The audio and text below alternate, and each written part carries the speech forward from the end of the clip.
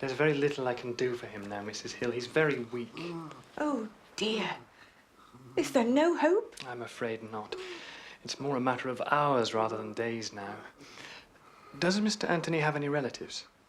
There's a brother, Henry, but they haven't spoken in 20 years. No one else? Well, yes. There's Mr. George, his nephew in London. I expect he'd want to know. First reaching for his hatchet, which he's got near him, close by, the noble fireman goes to find the... Maestro, please. Have you ever been a fireman? No, but I've sat next to one. And what's this jolly laughing cobbler's song all about? It's all about this cobbler, who's always... Sorry to drag you away, George, but there's a call for you. Can't you take a message? Let's hear some of it. It's your uncle, old son. Yes, sir. I'm afraid he's in a bad way. I see. Oh, yeah. Thanks, Harry. I'll come right away. Always bright and never grey. You see, sir, when I'm singing this song, I'll be cobbling and I'll have a boot. Oh, you'll get a boot, all right. It was the doctor himself said I should call. He's very bad, Mr. Lorimer. And I'm very grateful, Mrs. Hill. This is very distressing. But I can't travel to Brighton before Sunday at the earliest. He's at his last breath, Mr. Lorimer. Sunday might be too late. Oh, Lord, I'm sorry. There really is nothing I can do. Well, what about Mr. Henry Gascoigne, sir? Do you think I should try to reach him? Uncle Henry? Good God, no. He'd welcome the news. No, when the time comes, I'll break it to him myself. As you say, Mr. Lorimer. Till Sunday, then. Goodbye. Goodbye, Mrs. Hill. Oh, dear.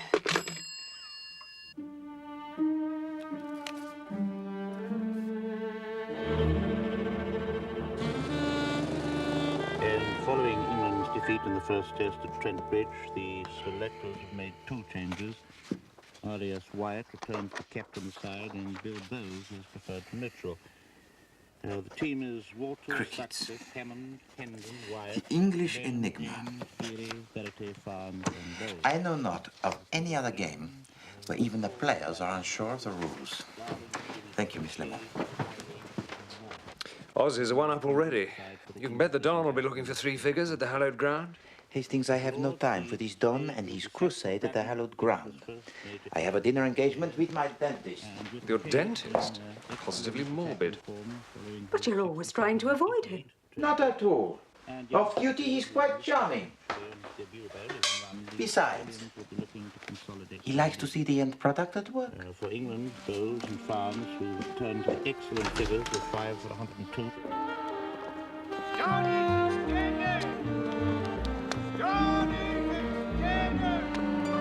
You won't get any of your fancy French kickshaws here, I'm afraid, Poirot. Just good, well-cooked English fare. And I could ask for nothing more Bonington, my friend. Yes, well, I place myself in your hands unreservedly. Yes? Absolument. Ha! Yes. Well, where's Molly? Yes, sir.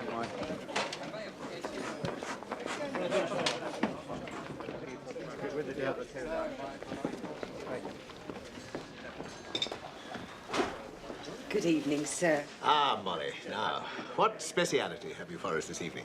You're in luck today, Mr. Bonington. There's your favourite, roast turkey with chestnut stuffing and fillet of sole to start. Oh, excellent. For both of us.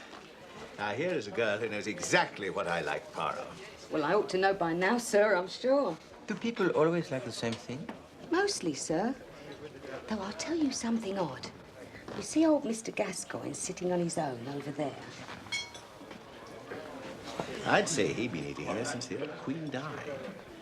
Henry Gascoigne, a painter of some sort, I'm told. Well, he's at that table every Wednesday and Saturday evening, never misses. Except last week, he arrived on Monday. Gave me quite a turn. An interesting deviation from habit. I wonder what the reason was. Well, I reckon he must have forgot himself. You know, he can't bear suet puddings or blackberries. And I've never known him take thick soup. Yet last Monday, do you know what he ordered? Thick tomato soup, steak and kidney pudding, and washed it all down with a blackberry crumble. Mon Dieu. And he was back again on Wednesday as usual, his old self again. Anyway, I mustn't stand here gossiping. She's a good girl, lad. And she knows a thing or two about food. You know, I find that extraordinarily interesting. What? That old man's deviation from habit. No, the change in diet, you mean? Well, doctor's orders, I'd say. It's common enough. I think not. Unless, of course, he thinks the old man would benefit from indigestion. To my good friend, Hercule Poirot, for whom life without mystery would be like roast beef without the mustard. C'est la vérité, mon ami. Ah, I see that bicuspid is still sensitive, Poirot. We must take a look at that. No. It must be the heat. What's that, Molly? Oh, Mr. Gascoigne, he's at it again. Steak and kidney pudding and blackberry crumble.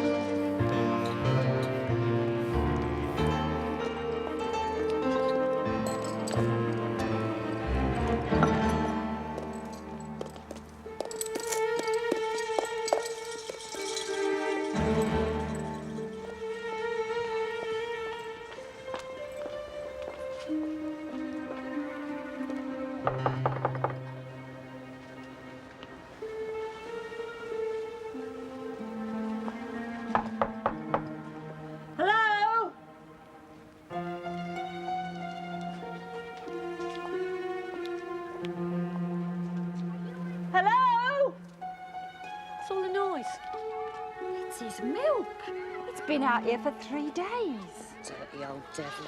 Hasn't had a bath since last pancake day either. Not a sound from inside. He might have taken ill.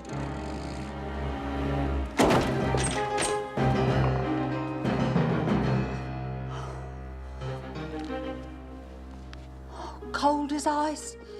Oh, poor love. Must have taken a fall.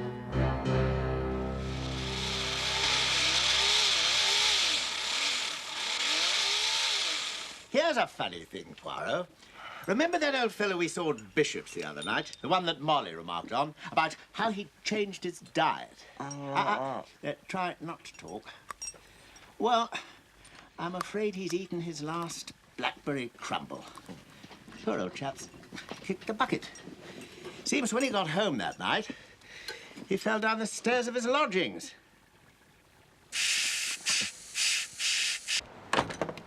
Yes, he's lived here as long as anybody can remember. Kept himself to himself. You never spoke? Well, we'd pass in the street of an evening and say hello. Except last week, I might have been a ghost. He walked right past me and never said a word, he did. Excuse me, madame. Do you remember which day last week? Who are you, anyway, asking all these questions? Who's he? He's not English, is he? I'm begging your pardon. He's Hercule Poirot, private detective. Madame. Oh, yeah, well, they all say that, don't they? You tell him it was last Saturday that old Gascoigne passed me by in the street. That was the last time I saw him alive. Saturday.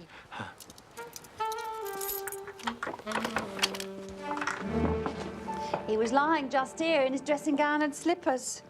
Shabby old thing it was.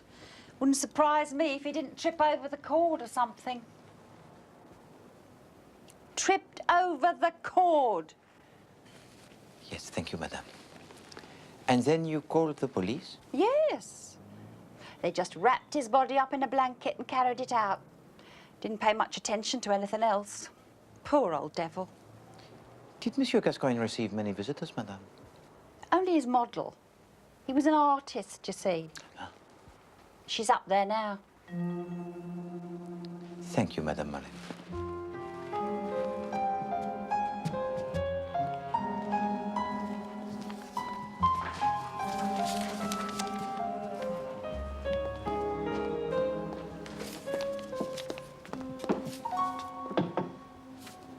Excusez-moi, mademoiselle. Who are you? I am Hercule Poirot, a private investigator. And my associate, Captain Hastings. Morning. Is there something here that requires an investigation? Oh, no. It's more a matter of professional curiosity, that is all. A small idea. Perhaps you can help us, mademoiselle. Is there any reason why I should? Is there any reason why you should not? My name is Dulcie Lane. I was Henry Gascoigne's model. What else do you want from me? Ah, but no, but that is most helpful. The bond between the artist and his model is legendary. Really? Oh, yes. But you would have noticed if his behavior had been in any way unusual. I doubt it. Painters' behavior is always unusual. They can never make up their mind whether to commit suicide or give a party. So, nothing out of the way about him. No, no worse than any of them. He had some odd arrangement with his agent, I believe. Peter Makinson. But you'd have to ask him about that. An agent? So he was successful then? Don't be misled by all this. Henry wasn't a poor man, just mean.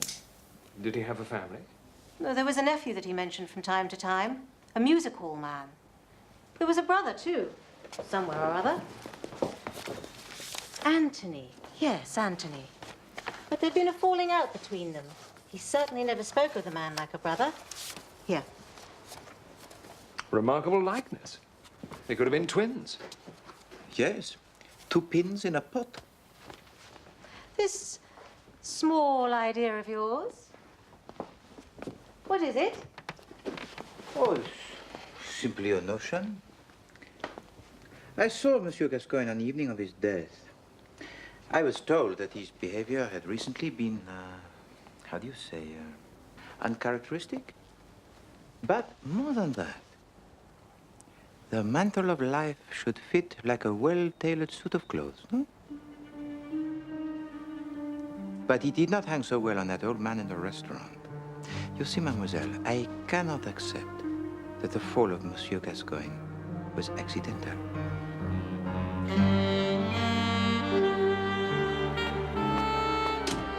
Hardly the kind of woman to push an old man to his death, Poirot. Ah, the auburn hair, mon ami. Always the auburn hair. No, I just find it pretty hard to believe, that's all. Well, she did not seem to be unduly upset by Monsieur Gascoigne's untimely demise. Oh, why should she? What about that brother, Anthony? Yes, we need to find the brother, but also the artist's agent, Peter Makinson. Thank you, driver.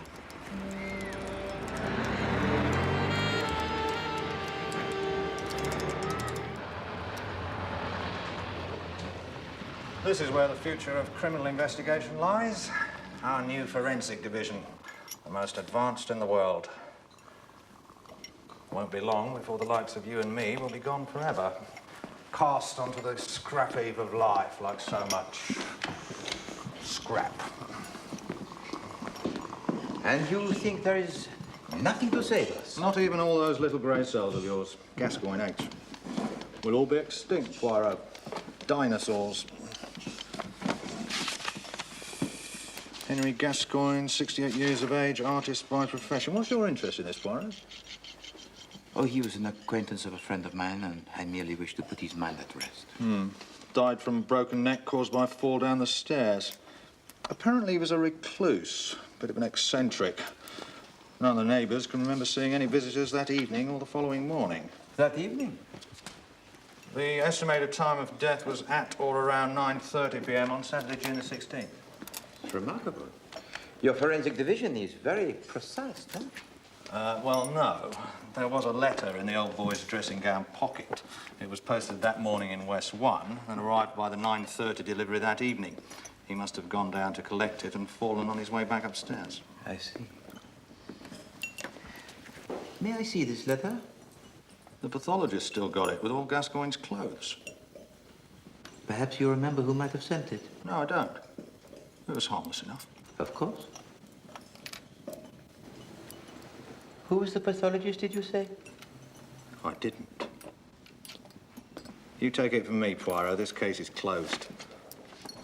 Yes, well, let us hope, Chief Inspector, that the forensic sciences of which you are so proud will not replace every aspect of the detective's work. Let us hope that camaraderie will still play a significant role, no?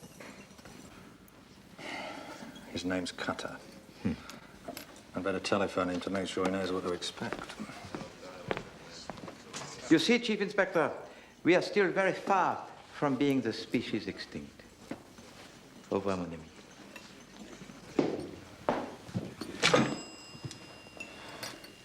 Strong-looking fellow. Had years in him, I'd say. Still got his own teeth. Gascoigne? And the cause of death was a broken neck? Yes. Second and third vertebrae here and here. You will also notice extensive bruising to the rib cage and to the arms and legs, consistent with a steep tumbling fall. Down the stairs, yes. Is it possible that Monsieur Gascoigne might have suffered a seizure of the heart or perhaps that of the brain? No, he simply slipped and fell. I see. I believe you were able to determine the time of death with some accuracy. It's never an easy task to ascertain the precise time of death. But this letter confirmed your medical evidence, huh? Yes. Gascoigne had been seen in a restaurant at about 7:30 that evening. Yes, I was there myself. And this letter arrived with the 9:30 Evening Post? Yes. An examination of the contents of Gascoigne's stomach revealed that he had eaten a light supper 2 to 3 hours before his death. So it all fits together nicely, no?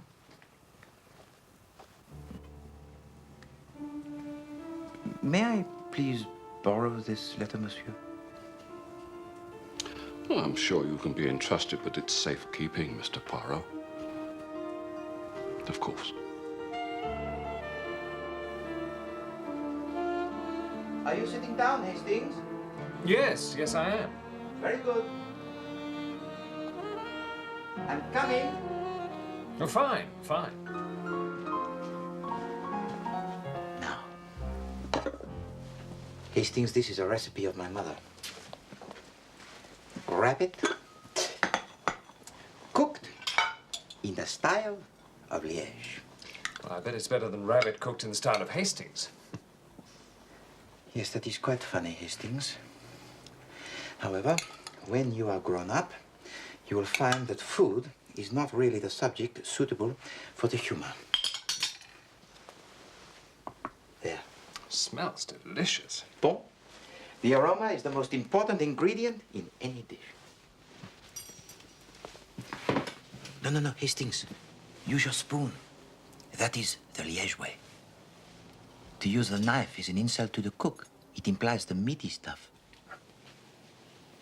You're not eating? Oh, unfortunately, no. My left bicuspid is still causing me the considerable discomfort.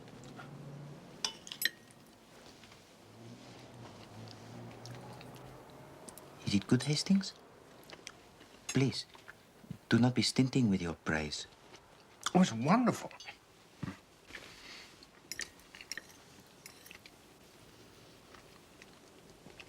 Tastes more, rabbity than any rabbit I've ever tasted. That is the juniper berries. Shall I give you some more sauce? No. Not yet. What was in that envelope they found in old Gascoigne's pocket? Huh?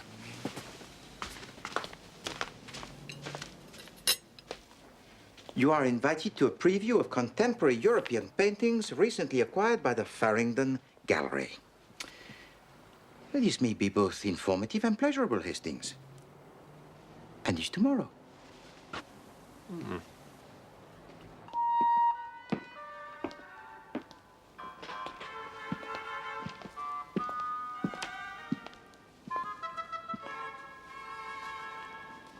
Man throwing a stone at a bird. Really? Which is which? Jean Miro, Hastings, an exponent of the surrealist vision. A work inspired by the dream, no? Yes, a man with a most individual imagination. Is there some way I can help you, gentlemen? My name is Makinson. Peter Mackinson, the agent of Henry Gascoigne? Yes. What a tragic loss. I understand that your contractual agreement with Henry Gascoigne was an unusual one, monsieur. Unusual? Have you ever heard of an artist who wouldn't sell his paintings? Wouldn't sell? You mean not at all? Well, that must have made your work impossible. Oh, I could sell the smaller pieces, sketches and watercolors. But the oils were never to fall into the hands of the Philistines. His name for all collectors and dealers. So, no one actually owns a Gascoigne painting? We made gifts of some, gestures of friendship. I have a small collection, and Dulcie Lane, his model, has several works. But he was a man of few friends. And now, of course, after his death, his paintings can be sold. I imagine that would be so. And you, monsieur, you are free to sell your own collection, yes? Look, what is all this about? You're not a collector, are you? No, monsieur. I am Hercule Poirot, a private detective, and I am investigating the circumstances surrounding the death of Henry Gascoigne. I see. I see. Perhaps we'd better talk about this in my office.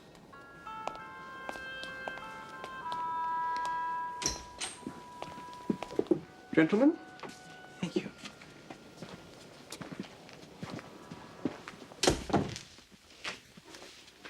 Ah, that is a picture by Monsieur Gascoigne, is it not? But not his usual model. No, that was painted years before he met Dulcie Lane. She is Charlotte Gascoigne, a rare beauty. His wife? No, Charlotte was married to Anthony Gascoigne, his brother. There was, I understand, some ill feeling between them. Yes. Henry arrived here one day with this painting and asked me to take it into safekeeping. For what reason? I don't think Brother Anthony was keen on the idea of his wife's naked body being displayed in public.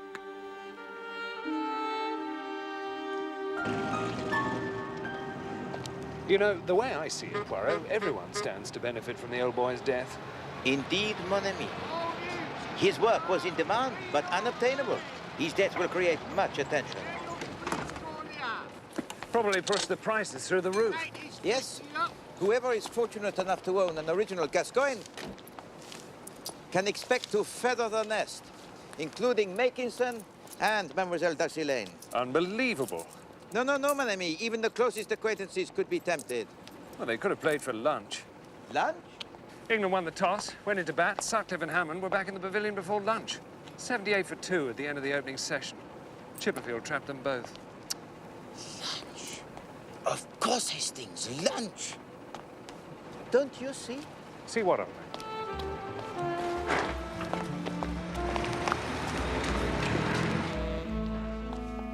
24 blackbirds baked in a crumble. I think you mean pie, don't you? Well, that's what they have done in all these cases. Upstairs door found screwed whether Miss Lemon? Mr. Poirot? Gone, and Jules with him, before alarm could be raised. Why, the trick's so old that I never knew you'd condescend to play it. Not so old as it looks. Such a dashing figure. Choosing the cigars and handing me mine. Cognac or Miss Lemon. Benedictine, Bunny. How did you get on with the music halls? Besides, he went on. The rooms were not George Lorimer is the manager of the Carlton Theatre, Bethnal Green. and the key missing, so the Excellent work, Miss Lemon. Miss Lemon.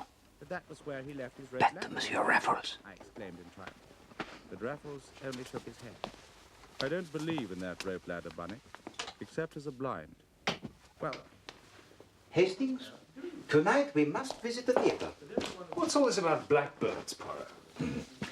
That Saturday evening, Henry Gascoigne finished his meal with the blackbird, or rather, the blackberry crumble.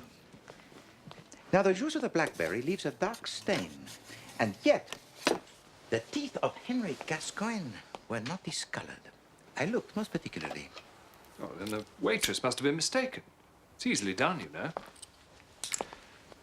According to the pathologist, Henry Gascoigne died 2 hours after eating the light meal. I do not consider soup, followed by the steak and kidney pudding, to be the light meal. But suppose that meal was not dinner, but lunch.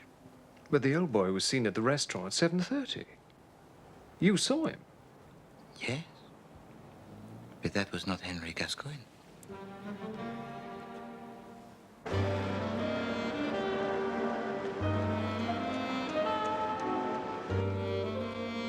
That Saturday night, mon ami, I dined not with Henry Gascoigne, but with his murderer. Henry Gascoigne was already lying dead at the foot of the stairs. And the killer, disguised as the old man, was able to leave the scene of the crime without arousing suspicion. Not quite. He walked past the neighbor, Mrs. Mullen, without so much as a good day. But why take the old boy's place at the restaurant? To make it appear that Gascoigne was still alive. So the question is, who could imitate Henry Gascoigne? I vote for the brother. Well, Hastings, it would certainly take a long stretch of the imagination to see Miss Dulcie Lane need a white wig and the whiskers. Steady, Poirot. Thank you, ladies and gentlemen. Miss Lane. Next class, same time tomorrow. Oh, Mr. Robinson. Good afternoon, please.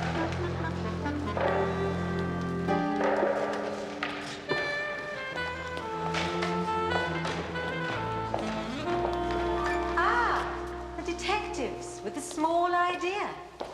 Please, mademoiselle, forgive this intrusion. Not at all, gentlemen. As you have already seen for yourselves, I have nothing to hide. No, we were up in the gallery.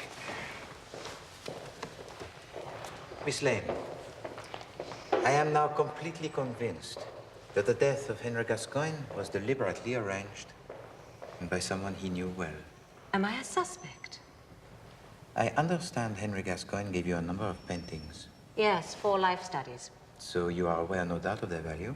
Yes, I've had a number of generous offers. So you could be a wealthy woman, Miss Lane. You think I'd part with them? At any price?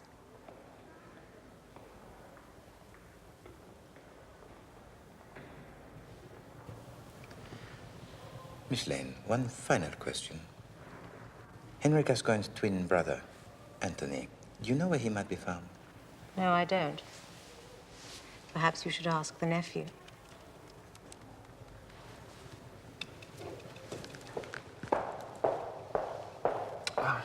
Thank you, Miss Lane.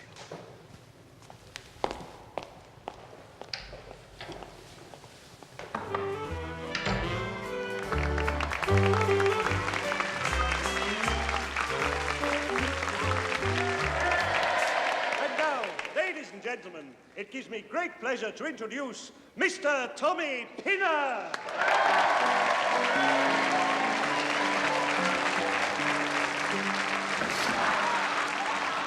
Well, who better to masquerade as the old man than his twin brother? Yes, the idea seems most attractive, mon ami. I'll give you just one more chance. What else can you do? I sing a song. It's called Dinah Come and Hold My Hand. Dinah, come and hold your hand. Yes, sir. It sounds pathetic. And when it's over, Dinah comes out and holds me hand. Does she? Yes, sir. And that's the end. It certainly is. It's awful. Atrocious. Atrocious, sir? Yes. Oh. And the fireman, sir? Oh, that. Worse still. Oh, but, sir... Well, what now? Do you want a sword swallower?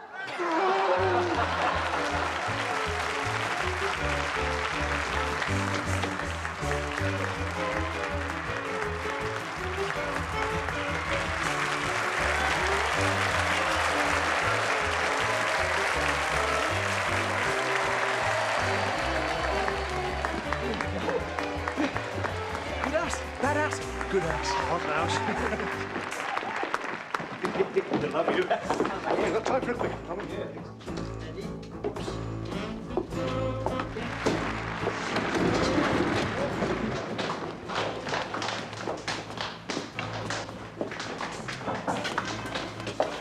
Come in.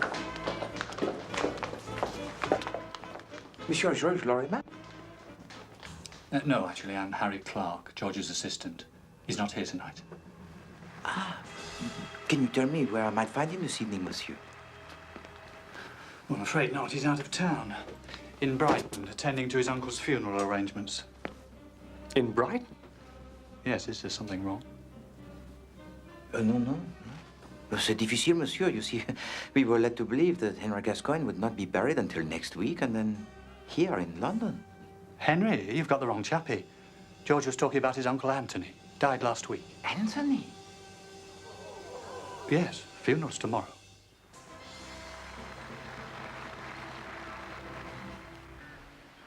We therefore commit his body to the ground, earth to earth, ashes to ashes, dust to dust. A quiet affair, is it not, Hastings? With both the brothers dead, there aren't many Gascoignes left to pay their respects. Not too many suspects left either, eh?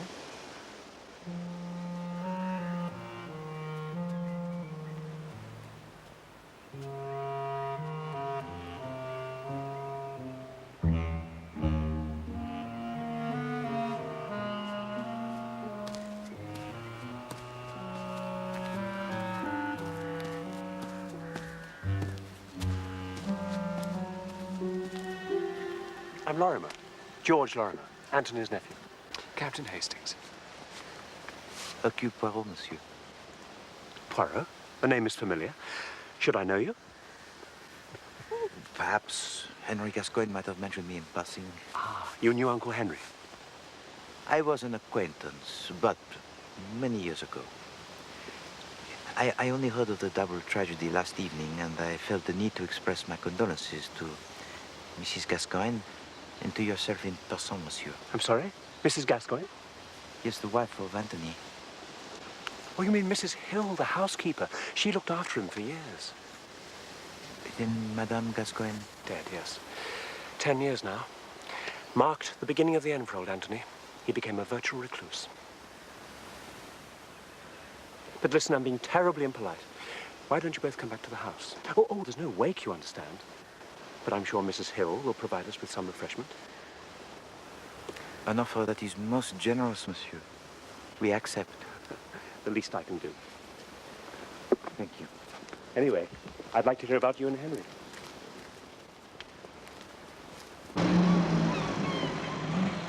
Henry's passion for painting once lit the small fires of my own imagination. But alas, my talent as a painter was not as great as my ambition. May I be of some assistance, Mrs. Hill? I can manage very well, thank you, sir. Thank you.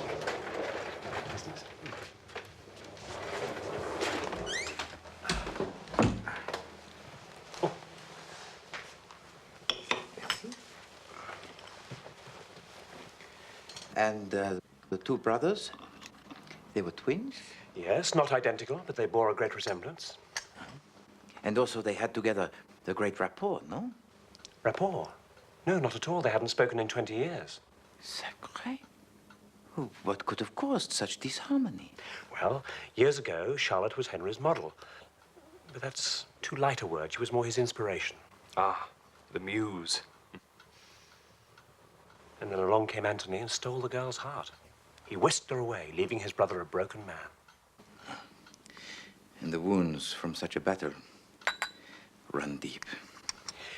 Well, their differences are well and truly buried now. They both had a good innings. Up stumps and back to the pavilion. If you'll excuse the expression.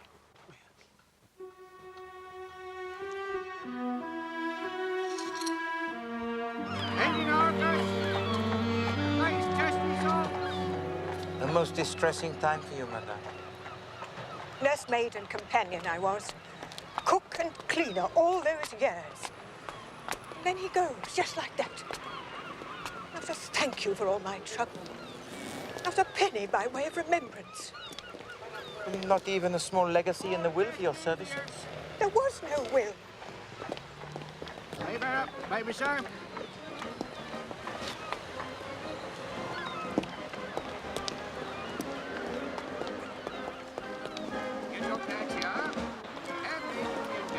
expect it all goes to him, the next of kin. His right, I suppose, though he doesn't deserve any of it.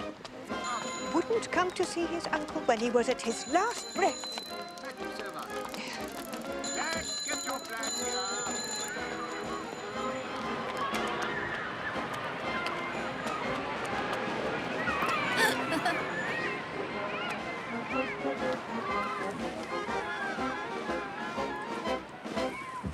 Mrs. Hill, could you please tell me, exactly when did Monsieur Anthony Gascoigne pass away?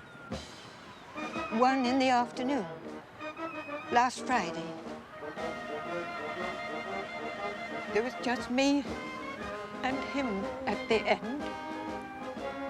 I told Mr. George, Mr. Larimer, that is, that there wasn't much time, but it was the Sunday before he arrived.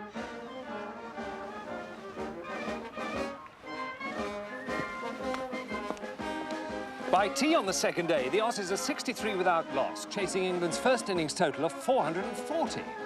Leyland made 109 and Ames 120. You know, that's the first time a keeper's made a century in a test. Wonder if the weather will hold there. Hastings, the crickets. It occupies too many of your little grey cells. Mrs. Hill, thank you so much for giving us of your time. Would you like us now to walk you back to the house? No, thank you, sir. I just want to sit and listen to the band for a bit.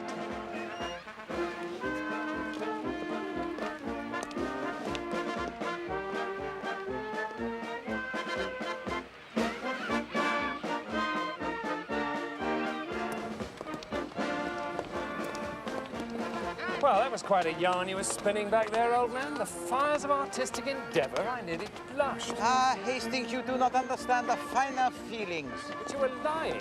No, Hastings. I did not want to cause Monsieur Lorimer further grief with the revelation that one of his uncles had been murdered. And by posing as an acquaintance of Henry Gascoigne, my inquiries appeared no more than innocent curiosity. Well, it certainly puts paid to my theory, anyway. Ah, yes, you expected more from this brotherly intrigue. La crime passionnelle, hein? No, mon ami. We have been running up the wrong tree.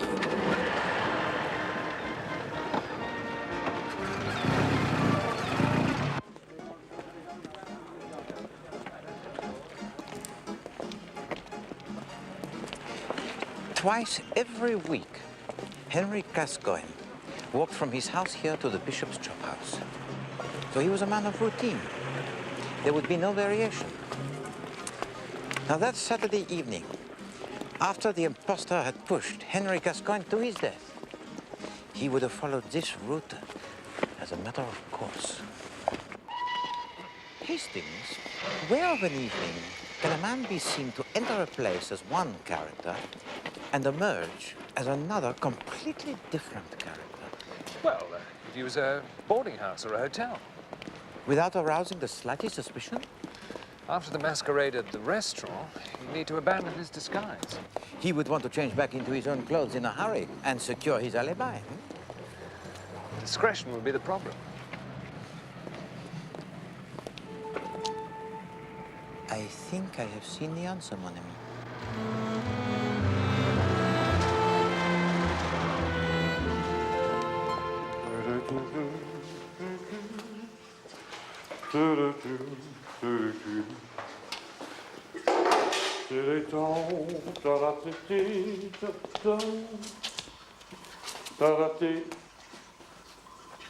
Well, if you're expecting a show or something, Governor, you come to the wrong shop. I can assure you, monsieur, that I am in the right shop. Oh, don't you come the old ass here with me, Squire. I'm sorry, the old... Oh, I met your salt before. No, I do not think so. And if I mistake not, that beret you are wearing would suit better a man of an artistic calling. What's going on here? You are aware, are you not, that the withholding of evidence that might lead to the conviction of a known criminal is a most serious offense? What evidence? The yellow neckerchief worn by a man wanted for questioning in connection with the murder of Henry Gascoigne. There would also be the corduroy jacket with the trousers, a waistcoat with the berries, and a cane in a dark wood. The Waldo was just lying there, wasn't they? I wasn't going to throw him out and make a few bob with him down the lane. You have been diligent and honest, sir. I trust that this will compensate for the few bob you might have made.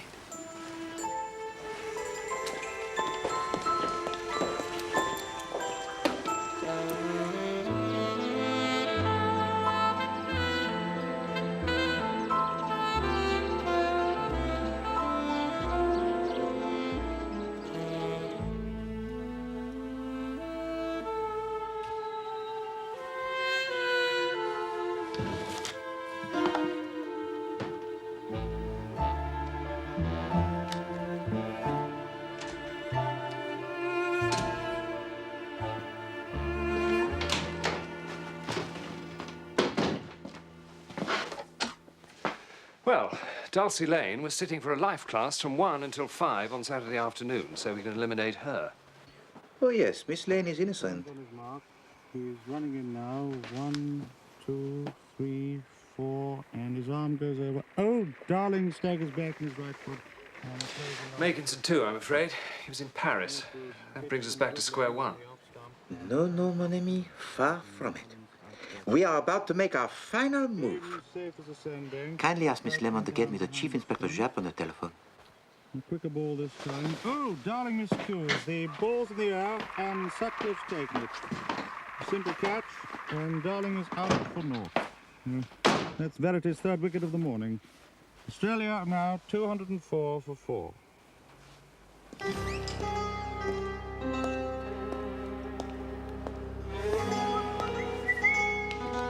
Afternoon, Freddie. Oh, no, sir.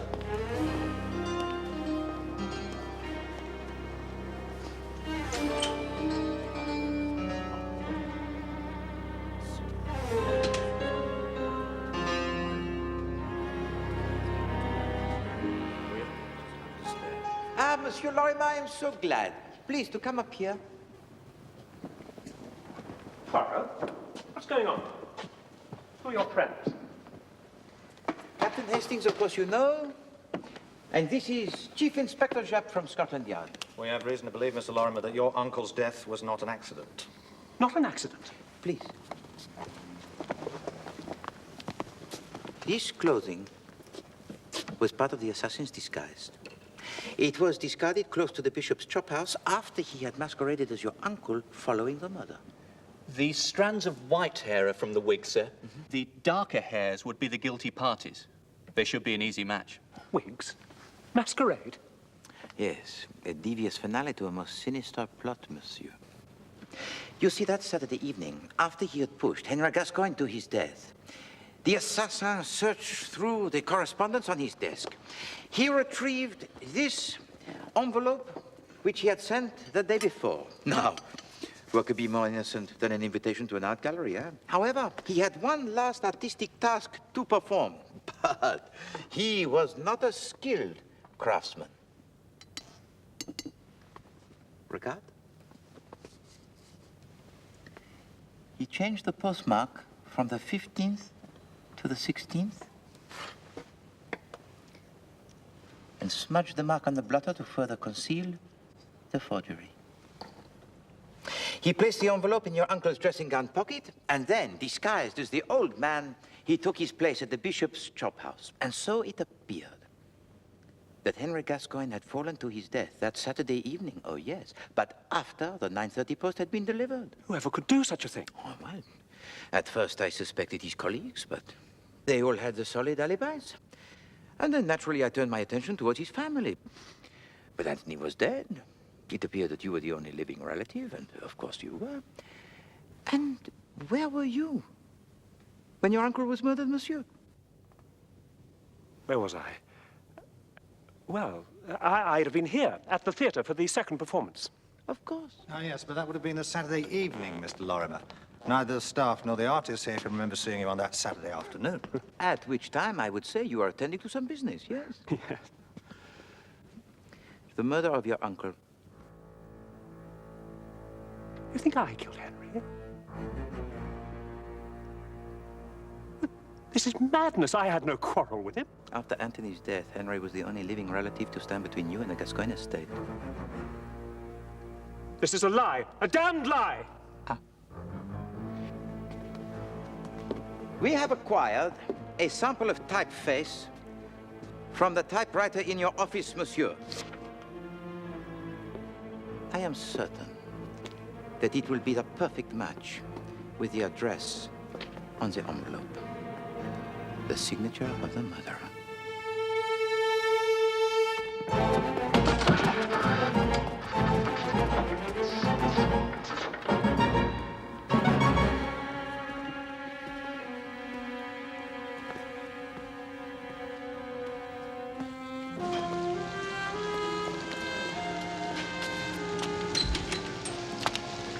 So it was the music hall act that made you suspect Lorimer?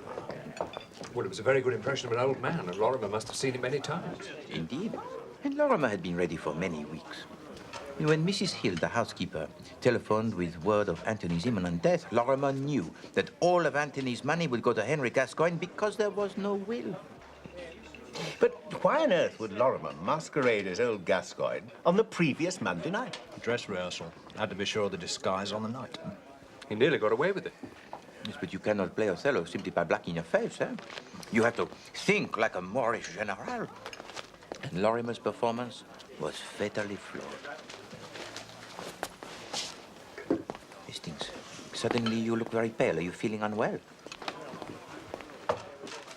The test, Poirot. Extraordinary. Listen. Verity takes 14 wickets for 70 runs on a day when England bowl out Australia twice to win the second test. 6 wickets in the last hour. And after the weekend rains, you are surprised, mon ami? Australians are used to hard pitches. The Lord's wickets would have been decidedly sticky, no? So it's not a day for the stroke play. No, it's a day for the art of spin bowling. And Hedley Verité is the greatest exponent alive. Bowling left arm, the leg breakers to the right-handers. He would have them marching through the long room in no time, eh? He has flight variation, the Chinaman. And the most deadly quicker ball that dips into a yorker. Oh, yes. On such a day, Monsieur Verité would consider, what, 14 for 70? A fair haul.